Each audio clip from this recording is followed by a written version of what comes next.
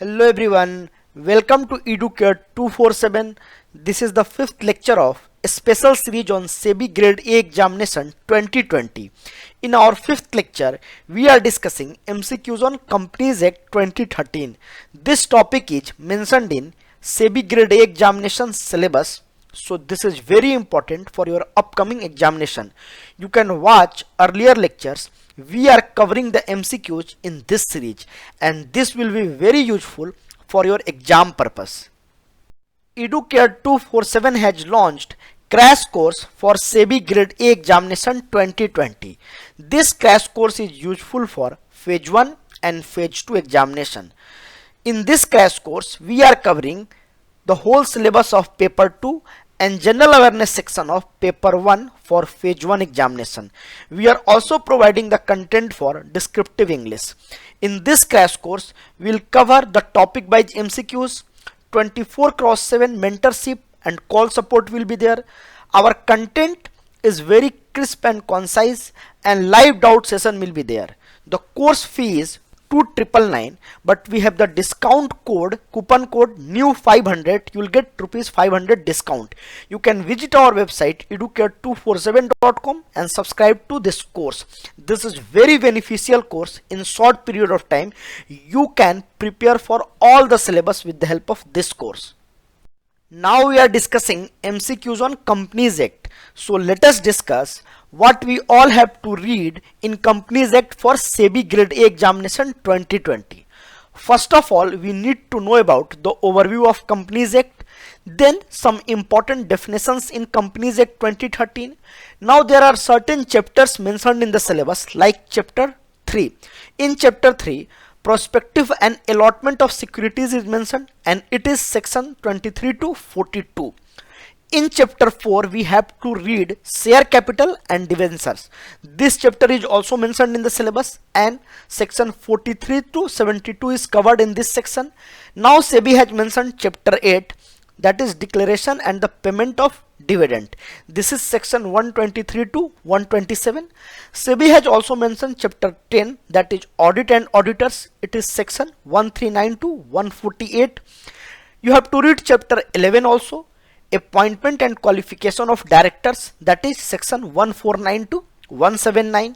You have to read Chapter 12 as well, that is meeting of boards and its power, that is section 179 to 195. You have to read Chapter 27 as well, that is National Company Law Tribunal and Appellate Tribunal, that is section 407 to 434.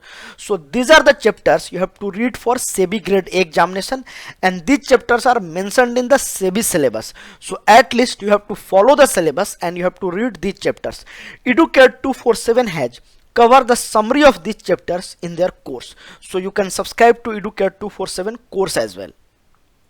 The first question is, how many schedules are in Companies Act 2013? The answer is 7.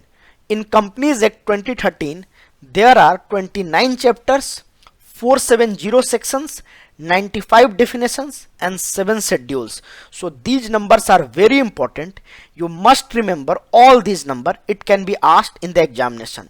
Companies Bill 2013 got assent of Lok Sabha in December 2012, then it goes to Raj Sabha and Raj Sabha passes the bill in August 2013 and then President of India gave his assent on 29 August 2013, then it become the law.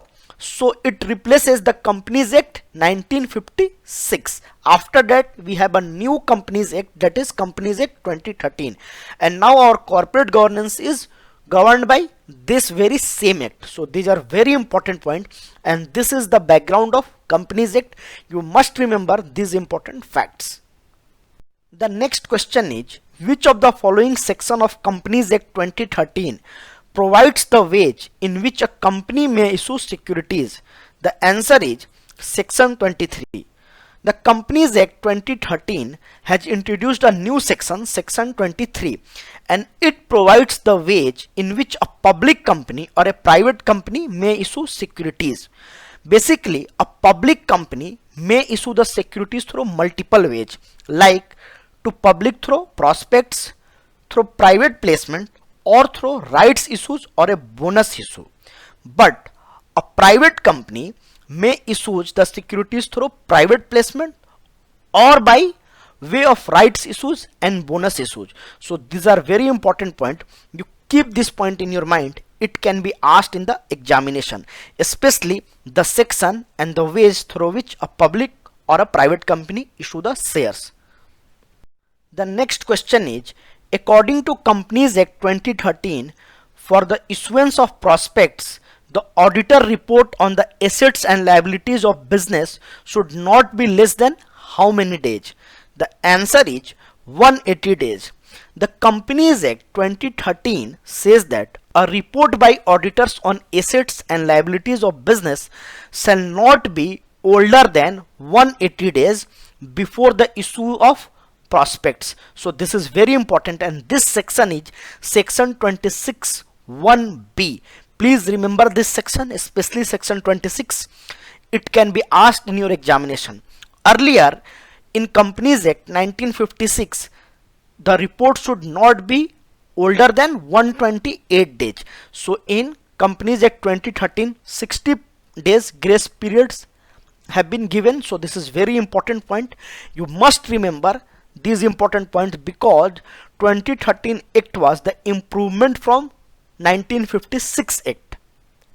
The next question is, in general, a company can have maximum of how many directors? The answer is 15.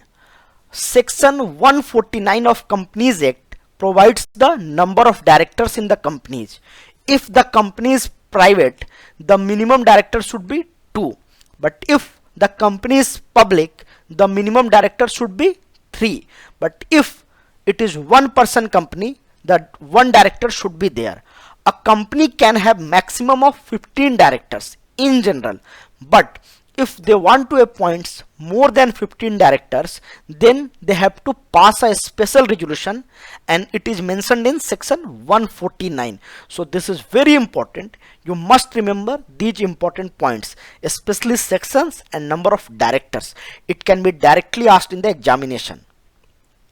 The next question is, Global Depository Receipts GDRs have been mentioned in which of the following section of Companies Act 2013? The answer is section 41. Section 41 of Companies Act is a new section that enable the issue of depository receipts in any foreign country.